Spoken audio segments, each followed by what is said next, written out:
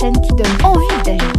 Eh bien, c'est tout le mal qu'on vous souhaite d'avoir envie d'agir. Nous sommes le 16 novembre 2016 à Atlantis, le centre, avec les lycéens du lycée Mandela de Nantes. Ah ben, les intervieweuses, vous avez droit aussi de vous donner un petit peu d'énergie. Voici notre deuxième invité aujourd'hui. Qui nous la présente? Maëva. Oui, David, notre invité est né en mouvement. Bébé, son parc à jouets était tout simplement le coffre de la voiture de ses parents. Passionnée par les peuples indigènes depuis toujours, c'est à 14 ans qu'elle commence ses premiers voyages. Bien qu'elle soit franco-canadienne, ses nombreux voyages à travers le monde l'a amenée à se considérer comme femme du monde. C'est avec grand plaisir que nous accueillons la globe-trotteuse Karine Massoni. Karine Massoni est notre invitée. Bonjour Karine. Bonjour tout le monde. C'est toujours rigolo d'être présentée comme ça. C'est super. C'est sympa, ça vous plaît? On se découvre à travers les mots des autres, c'est bien. Bienvenue dans Réussir. Maëva, vous avez quelque chose pour Karine? À mes côtés pour cette interview, je vous présente Lucille, Laura et Noémie. Et tout d'abord, avant de commencer cette interview, on a une petite surprise pour vous. Voici Pépère, version porte-clés. Pépère. Alors là, c'est magnifique. Pépère. Merci beaucoup. Version porte-clés, ça veut dire quoi? C'est qui Pépère? Alors Pépère, c'est mon sac à dos fétiche. Donc là, c'est un magnifique porte-clés en bois en plus, une matière que j'adore. Et Pépère, c'est mon sac à dos qui me suit partout dans n'importe quel voyage. Et en fait, il a un peu une âme humaine, ce Pépère. Donc voilà, j'en prends soin. Bon, en tout cas, déjà, il a un prénom, et puis de temps en temps, vous devez dialoguer avec lui, non? Tout à fait, j'y parle, il me répond en plus. C'est comme Wilson, tu sais, le ballon de volley dans le film Seul au monde, c'est pareil. D'accord, mais je sais pas, je joue pas au volley. Tu vas pas? Non, je te vois Désespérant. pas. Lucille. Oui, alors tout d'abord, pour mieux vous connaître, nous allons remonter le temps. Donc vous commencez un DUG LE1 en commerce international et vous dérivez vers la psychologie, l'éco-sociologie, l'étude de la construction identitaire et la science de la communication. Bon, j'ai envie de dire, waouh, ça fait beaucoup quand même. Mais comment vous passez de LEA à la psychologie? Qu'est-ce qui vous motive à cette époque de faire ce choix-là? Alors, je précise, c'est la psychologie sociale. Donc, c'est au départ ce qui m'amène à faire ces études de langues étrangères appliquées en commerce international, c'est le goût pour les voyages et puis pour aller à la rencontre de l'autre dans différents pays. Je me suis rendu compte que ce qui m'intéressait plus, c'était le côté plus international que commerce à la base.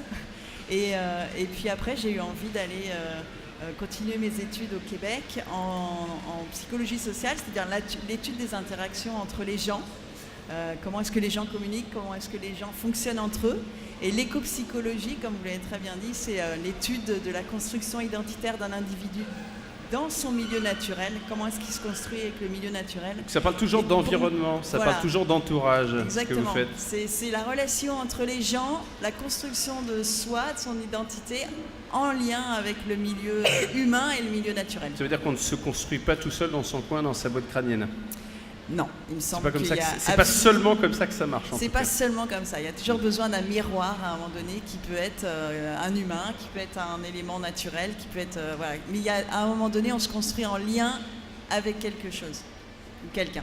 On savait bien que vous étiez une invitée idéale pour cette émission qui parle de mobilité, donc de distance, de mouvement. Et on va regarder comment est-ce que, dans votre parcours, vous entrez en mouvement, en relation avec les différentes expériences que vous avez vécues. Lucille, à nouveau.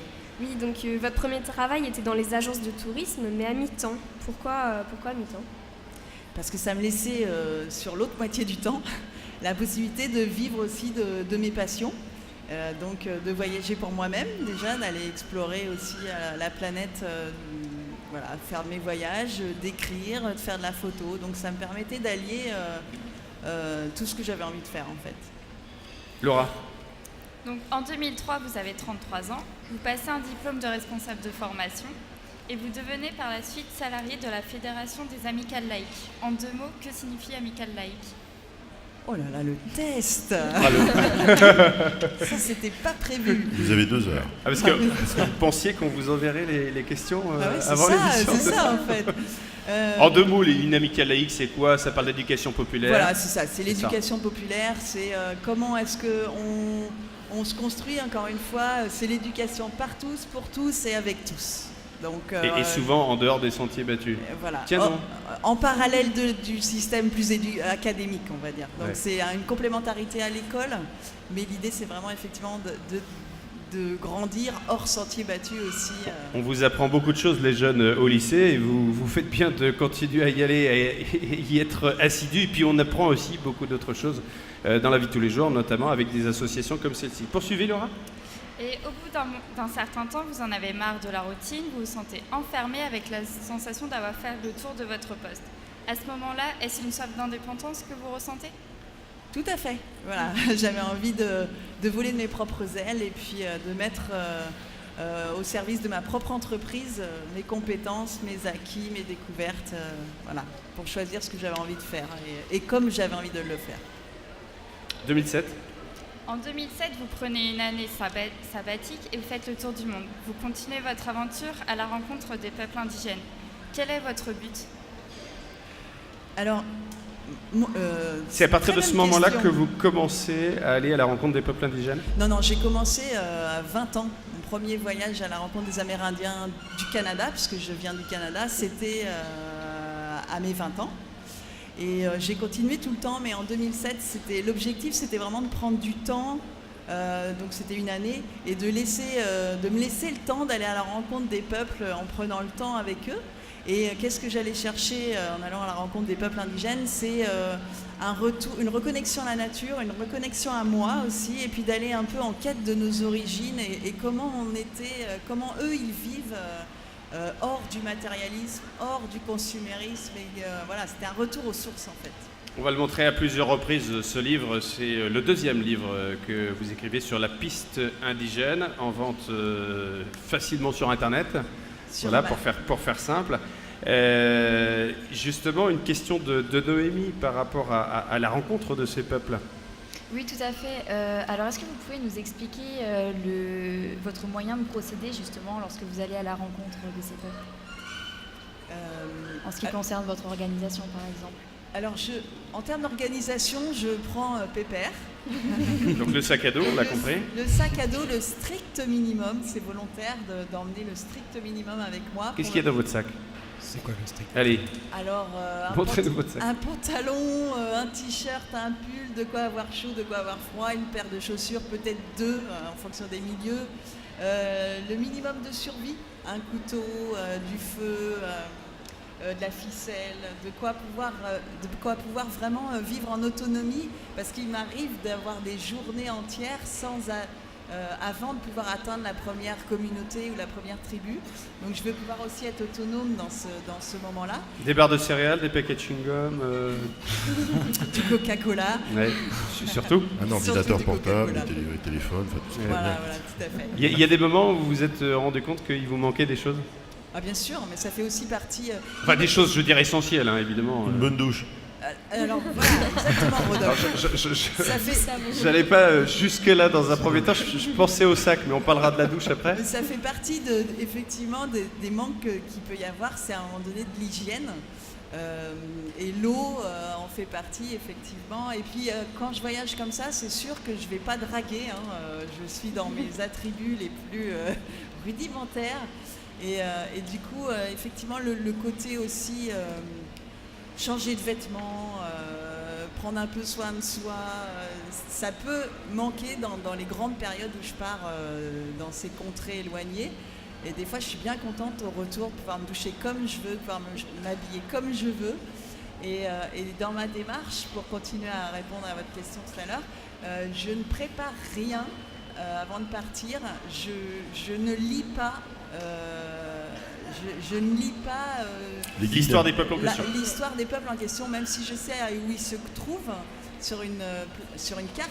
En tout cas, je ne prends pas d'informations. Pourquoi pour justement éviter tous les a priori et entrer en contact de façon la plus objective et neutre possible et en totale ouverture à la différence.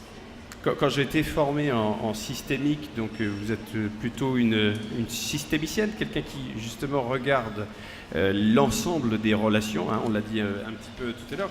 Je me souviens d'une formatrice qui disait il faut quand même accepter qu'on puisse avoir des hypothèses, qu'on puisse y compris parfois avoir des représentations assez précises de certaines personnes, de certaines situations. Et après, il faut savoir les faire évoluer, ces représentations. Carrément, vous évitez d'en avoir.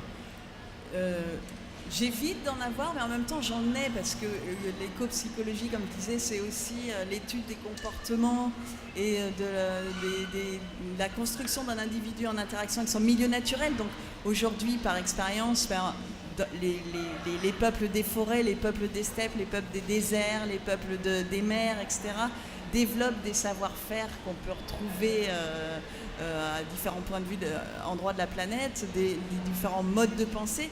Donc aujourd'hui, il y a quand même des connaissances que j'ai acquises qui font que j'arrive pas complètement vierge, mais c'est volontaire le moins possible en tout cas. Le moins possible. Très bien. Et justement, ce fait d'être en quelque sorte seul, dans la nature, ça vous a apporté en quelque sorte une ouverture d'esprit ?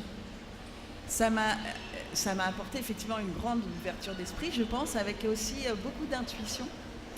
J'ai développé mon intuition, j'ai développé mon sens de l'orientation, de l'observation. Ça ressemble à quoi développer l'intuition ?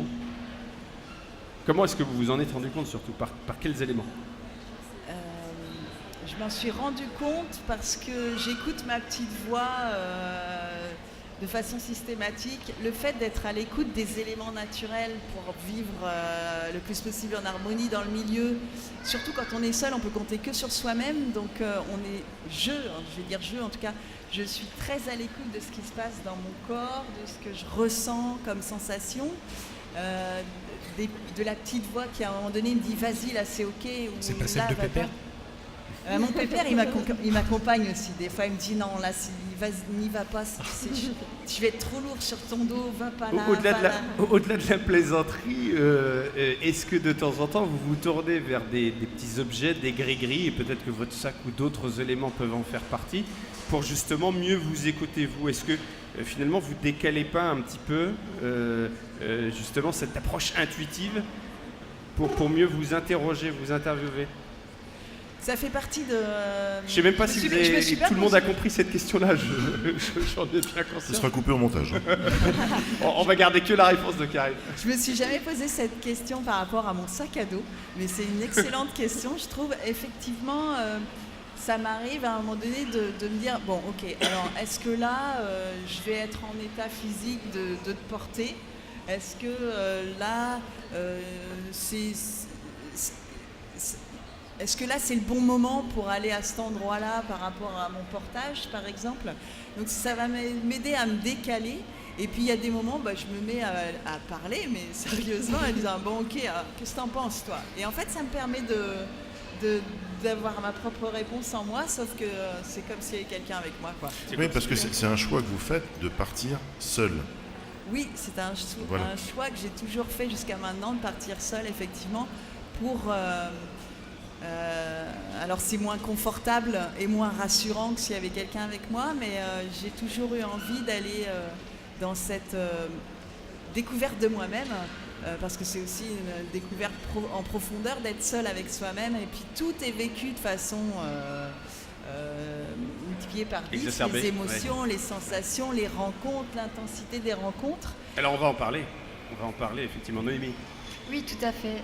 Est-ce que vous pouvez nous expliquer un petit peu votre moyen d'approche quand vous arrivez pour la toute première fois, par exemple, dans ce peuple, dans n'importe quel peuple ? Alors, le moyen en termes de transport ? Oui, par exemple, mais aussi... Et puis la technique relationnelle ? Oui, voilà, la technique aussi. Alors, les moyens, le transport, c'est les moyens du bord. Donc, c'est mes pieds, c'est le cheval, c'est le yak, c'est l'âne, c'est la mobilette, la moto, tout ce qui peut... le jet privé. Le cheval. Qui se déplace en yak ici ? Personne, il n'y a que Karine. J'ai garé mon yak. Le canoë, j'ai garé mon yak à l'entrée du centre. Mais donc, les moyens du bord. Et puis pour arriver après... jusqu'à l'ethnie à proprement parler, je m'arrête à une certaine distance du lieu d'habitat. Ça peut être la case, la hutte, la yourte. Voilà, je laisse une distance. C'est quoi la distance ? Alors c'est quelques dizaines de mètres. C'est une distance que moi j'évalue comme une distance d'intimité qui est entre leur habitat et moi, au moment où je suis là, sur le terrain. Et ça me permet, et ça leur permet de soit bien vouloir m'accueillir quand ils me voient. Hein. Donc l'idée, c'est quand même que je reste à une distance où ils peuvent me voir. Et ça leur permet de m'accepter ou pas. S'ils me faisaient un signe en me disant on ne veut pas de toi chez nous, je l'accueillerais aussi et je m'en irais. Mais ça permet à l'autre de m'accueillir s'il en a envie. Ça vous arrive ça ? En a envie. Ça vous est arrivé d'être refusé ? Jamais. Jamais. Jamais. Non. Tout le monde est tombé sous le charme de sourire de Karine jusqu'ici, Maëva ? Ou tout le monde a eu pitié, peut-être. Je sais pas, c'est à vous de voir. Maëva ? Oui, tous ces voyages sont bien beaux, mais quand même, vous avez failli mourir 2 fois. Est-ce que vous pouvez nous raconter l'histoire dans le désert de Kalahari en Afrique, s'il vous plaît ? Alors, le désert de Kalahari, on est où précisément en Afrique ? Au Botswana, chez les Botswana. Donc dans le sud ?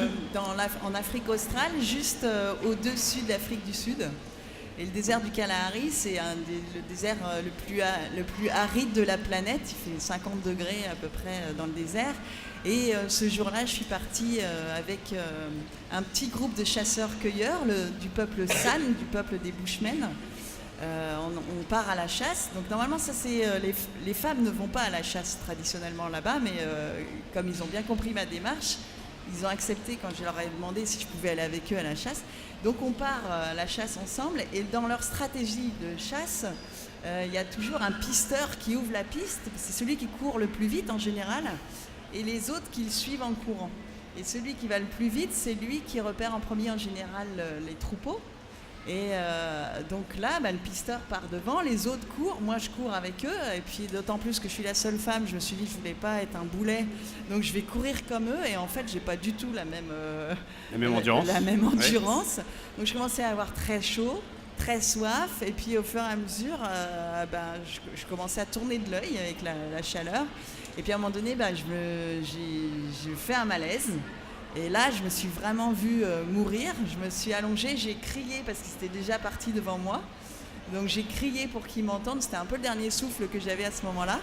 Et donc je suis tombée en malaise, mais je suis restée consciente.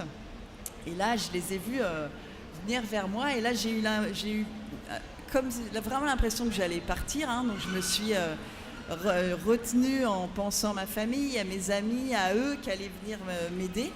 Et quand je les ai vus arriver, la seule chose dont je me rappelle vraiment, c'est qu'ils ont creusé un trou. Je les ai vus creuser un trou avec un bout de bois qu'il y avait dans la nature. Hein. Ils creusent, ils ont la technique dans ces cas-là. Eux. Donc ils ont creusé un trou, ils ont uriné dedans. C'est leur stratégie aussi pour avoir de l'eau au plus rapide.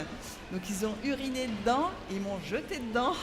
Et puis pendant ce temps-là, pendant que moi je récupérais dans l'humidité, eh bien ils sont allés chercher des melons d'eau, principalement des melons d'eau et des bulbes remplis d'eau qui sont venus me donner après pour boire et que je récupère. Donc tout ça pour vous dire qu'effectivement dans ces cas-là, on ne se pose pas trop la question de et si je tombe dans le pipi, si je tombe... Oui, mais de toute façon là vous étiez à un moment des plus cruciaux qui soient. Voilà, exactement. Donc là j'ai effectivement cru mourir ce jour-là. Maëva. De ces rencontres, nous avons retenu des idées fortes, par exemple comme les tribus où il n'y a pas d'ego, c'est-à-dire... Les tribus, il n'y a pas d'ego ? Dans les tribus, en général, il n'y a pas de problème d'ego, c'est ce que vous nous aviez dit. Oui, vous pouvez nous expliquer un petit peu en quoi ? Parce qu'il y a une très grande humilité chez ces peuples-là qui est due aussi au fait qu'ils sont plus ou moins en mode survie. Même si eux ne mettent pas ce terme-là toujours, mais ils sont obligés d'être bien entre eux, d'éviter les conflits dans la tribu parce qu'ils sont tellement peu nombreux que si ça crée des tensions, ça crée des tensions dans tout ce qu'il y a aussi dans leur environnement, donc y compris dans leur relation avec la nature. Et puis ils sont aussi dans cette nécessité d'être en harmonie avec le milieu naturel, qui de fait, la nature est plus forte qu'eux. Donc il y a une très grande humilité, une forme de sagesse qui fait que l'ego n'a pas sa place dans ces communautés-là. Noémie? Donc en 2008, vous retournez en France et vous écrivez votre premier livre et vous pleurez pendant 1 mois. Alors qu'est-ce qui se passe à ce moment-là? Qu'est-ce qui vous arrive? Vous écrivez votre premier livre et vous pleurez après. Alors, je vais le remettre dans l'ordre. J'ai d'abord pleuré Ah. et après, j'ai écrit mon livre. Parce que quand je suis revenue, je me suis dit, mais qu'est-ce que je fais ici? En plus, je suis revenue à Nantes, j'avais stocké alors, c'est pas Nantes en soi, c'est surtout que j'avais stocké mes affaires dans des cartons chez une amie et au retour, j'avais pas de chez moi. L'appartement où j'avais laissé mes cartons, c'était dans un quartier où il y avait plein d'immeubles et moi, je venais de vivre plus d'1 an entier dans la nature, donc c'était très compliqué pour moi de voir la grisaille entre guillemets des murs. Et puis quand je prenais les tramways, je trouvais que les gens ils paraissaient tristes, je voyais que des cheveux, je voyais pas les regards, il y avait... Donc je me suis dit qu'est-ce que je vais faire de cette ambiance-là et puis des émotions, de ce que j'ai vécu, de ce que j'ai entendu, de la parole de ces peuples-là. Je ne savais pas ce que j'allais en faire. Donc en fait, je me suis trouvée dans une zone au retour où je me suis vraiment posé plein de questions sur ce que j'allais faire de ça. Et après, du coup, ça m'a donné envie d'écrire pour partager. Surtout que le contraste est saisissant entre ce que vous avez vécu là-bas et ce que vous vivez d'un seul coup ici. Notamment, moi je me souviens lors de la préparation, on a dit, là-bas, il n'y a pas d'accumulation. Tout au contraire d'ici, où on a du bien matériel qu'on accumule. Donc il y a un rapport aussi avec les besoins de la nature qui est très direct. On est déjà dans le développement durable depuis toujours chez eux en fait.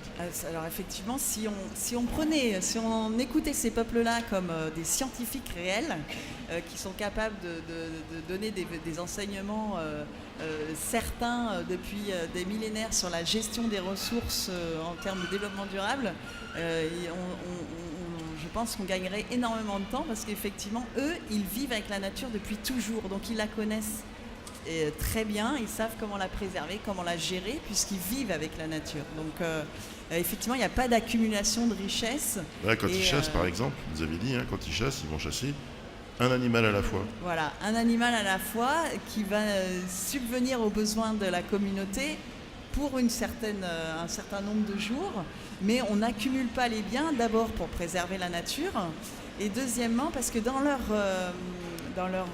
tradition et dans leur culture, si un chasseur allait chasser dans l'idée de ramener plusieurs bêtes en même temps, ça pourrait vouloir dire qu'il doute de ses capacités à chasser une deuxième bête une deuxième fois. Donc ça se fait pas et on n'accumule pas, on vit dans l'instant et dans le besoin de l'instant. C'est comme le rapport au corps aussi, parce que nous, notre corps, on a un rapport qui est bien entre guillemets civilisé. Eux, ils ont un rapport, ils voient leur corps comme un outil, vous nous avez dit. Voilà, c'est leur meilleur allié, comme nous aussi, dans un autre registre, mais sauf qu'on ne l'écoute pas toujours. Mais eux, ils en ont besoin pour vivre, pour faire les récoltes, pour chasser, pour aller chercher de l'eau, pour s'occuper du bétail. Donc effectivement, ils gèrent leurs ressources au mieux, et leur corps avec. Donc résultat, ça vous prend 2 ans pour vous réadapter au monde d'aujourd'hui, au monde présent où on est là. Je ne sais pas si je suis encore complètement adaptée en fait. C'est pas plus mal peut-être. C'est peut-être pas plus mal. Lucille?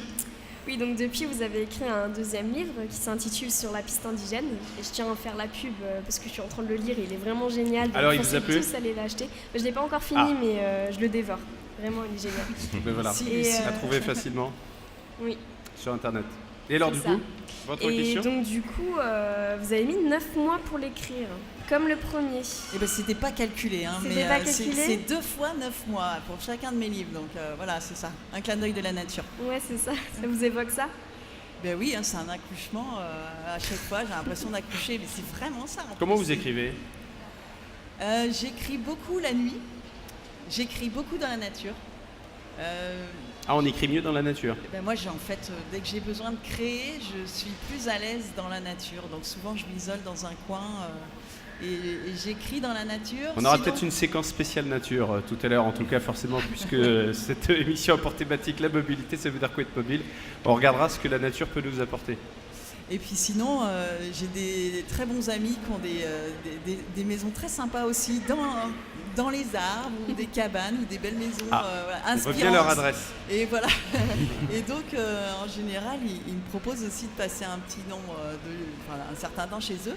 Mais sinon, j'écris plutôt en fin de journée, la nuit. C'est là où j'écris le plus. Vous êtes la plus créative. Laura, on va parler de métier maintenant. Oui, aujourd'hui, en quoi consiste votre travail? Alors aujourd'hui, j'ai la chance de vivre de ma passion dans un métier multifacette. Donc je suis ethno-reporter. Donc reporter auprès des détenus, Voilà, littéralement. c'est ça, exactement. Coach et formatrice.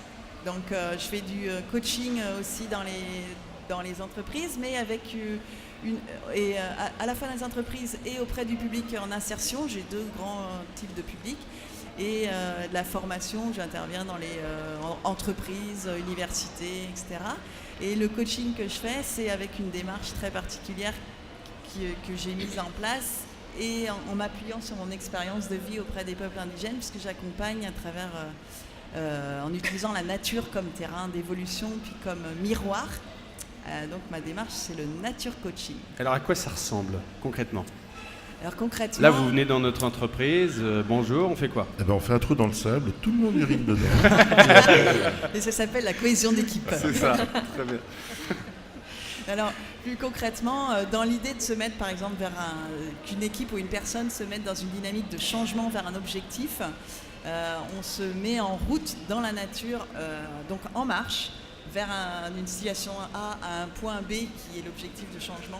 Et dans cette marche, je mets en place des ateliers qui sont des ateliers pour permettre la cohésion d'équipe, pour permettre de mettre en place des stratégies de réussite dans un terrain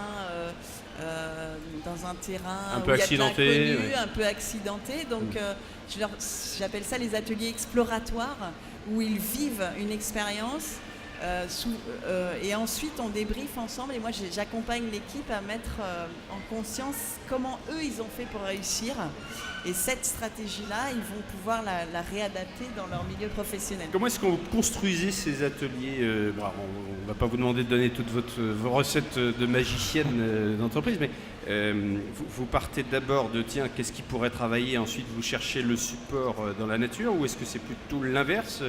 Vous allez dans un endroit où vous dites tiens, ça c'est inspirant pour travailler tel mécanisme? Alors je pars toujours du besoin de l'équipe ou de la personne, donc que j'entends bien sûr, et puis une fois que j'ai récolté le besoin, je réfléchis au lieu dans lequel, et là c'est là où c'est aussi mes connaissances en termes de milieu et même d'énergie des lieux, ce que ça peut engendrer aussi en termes de comportement. Les lieux ont de l'énergie?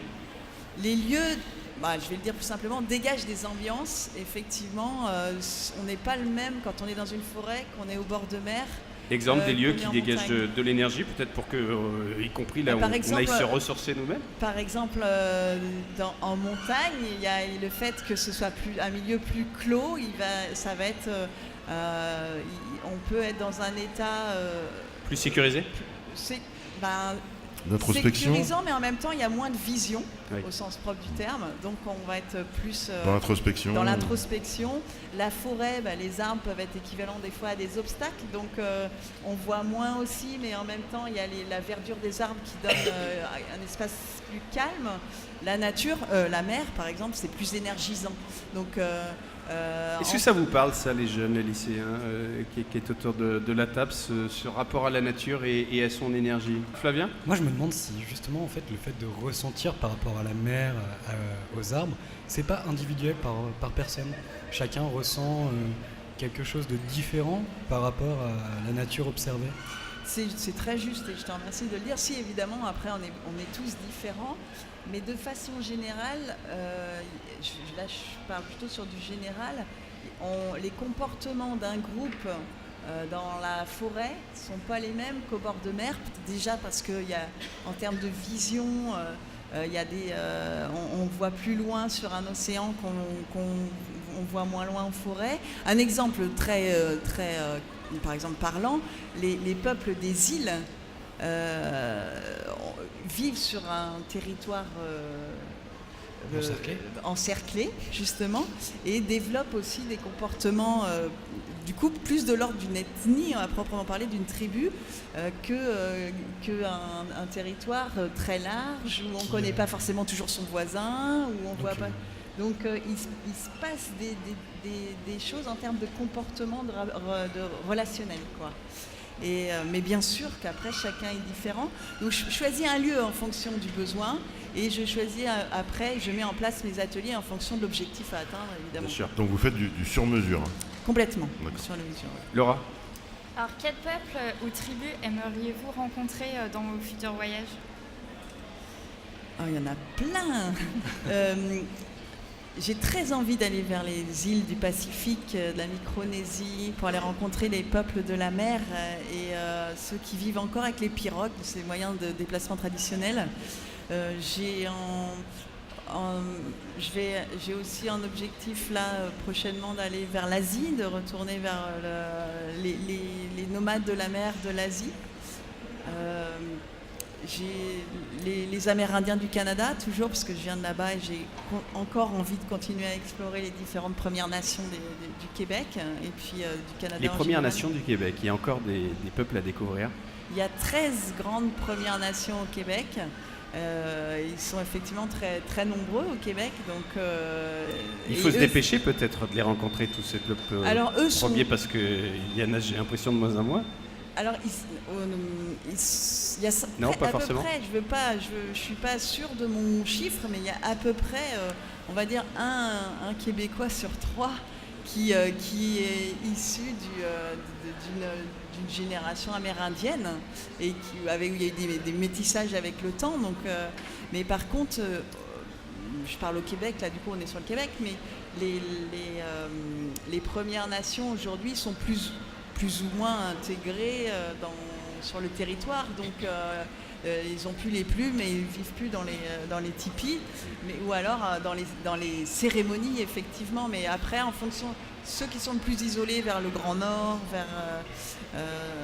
dans les coins un peu plus isolés, ont gardé des traditions plus fortes qu'effectivement ceux qui sont à proximité des villes, quoi. C'est ça qui vous intéresse, qui vous passionne, qui vous fascine, le fait d'aller voir des personnes, des peuples qui sont encore à l'étape première, qui ne sont pas encore influencés par notre vie occidentale? Alors, cela m'intéresse très particulièrement, effectivement. Après, je reviens par exemple en septembre d'une nation, de la nation Innu au Québec, qui, eux, vivent dans des réserves, en bord de forêt ou en bord de mer, mais qui sont... qui sont quoi alors, du coup? Qu'est-ce qu'on dit? Qui sont quand même, j'allais dire, intégrés, en tout cas, qui vivent comme les Canadiens aujourd'hui. Ils ont des véhicules, ils ont des maisons, ils ont de l'emploi, ils ont de la formation, mais avec des valeurs traditionnelles qui sont restées très fortes et puis des traditions qui sont restées fortes quand même. Donc, c'est pas que le passé qui m'intéresse, c'est le passé et le présent et comment aujourd'hui, eux, ont évolué avec le... Et comment ils ont fait preuve de mobilité, et on commence à faire des liens avec la discussion tout à l'heure. Lucille, dernière question. Lorsque nous nous sommes rencontrés pour préparer l'émission, ça s'est passé ici, dans un endroit, on va dire, assez sauvage. Et donc c'est très loin des peuples indigènes, à la vie 1000 fois différente de la nôtre. Donc vous qui connaissez très bien les deux mondes, finalement, c'est qui les sauvages ? C'est une bonne question. C'est exactement ce que j'allais dire. Mais est-ce que vraiment c'est eux les sauvages ou c'est quoi être sauvage après ? Et est-ce qu'on n'a pas tous en nous un état sauvage et dont on s'est souvent déconnecté ici et des fois c'est un vrai plaisir de le retrouver. Et c'est le plaisir que vous avez retrouvé dans vos voyages. Pardon ? C'est le plaisir que vous avez retrouvé dans vos voyages, cet état sauvage en quelque sorte ? Ce grand état de liberté. Oui, le côté sauvage, c'est vraiment le côté aussi qu'on a tous en nous à l'origine, en fait, sans être mis dans des interdits et l'éducation. Le côté sauvage, c'est le côté lâcher prise, en fait, qu'on a tous en nous et qu'on peut c'est le côté entraîner et revendiquer. Voilà, tout à fait. Puis le côté enfant aussi, quelque part, avant même qu'il y ait eu des interdits, mais voilà, c'est ce côté lâcher prise, libre. Maëva, pour conclure cette interview, Maëva, regardez Maëva, je vous donne le livre de Karine et vous nous en faites la promo, s'il vous plaît. Montre-le en tout cas bien à la caméra pour qu'on puisse retenir sa couverture. Et après on fera un feu de camp sur la table. Oui, donc merci à vous de nous avoir répondu à nos questions et d'avoir pris part à cette émission. Et on espère aussi peut-être avoir un troisième livre de votre part pour qu'on continue de vous suivre à travers vos aventures et à travers le monde. Merci beaucoup. Et Je tiens à vous dire que dorénavant, il y aura le gros pépère, mon sac à dos, et puis le petit pépère. Ça, c'est bien. Celui-là que m'avait offert, que j'emmènerai partout avec moi. Vous vous rendez compte qu'il va parcourir le monde entier et Karine va se rappeler de cette émission dans ses prochains voyages. Vous restez avec nous dans un instant. Ça veut dire quoi être mobile? Merci Karine. Merci beaucoup. Réussir, la chaîne qui donne envie d'agir.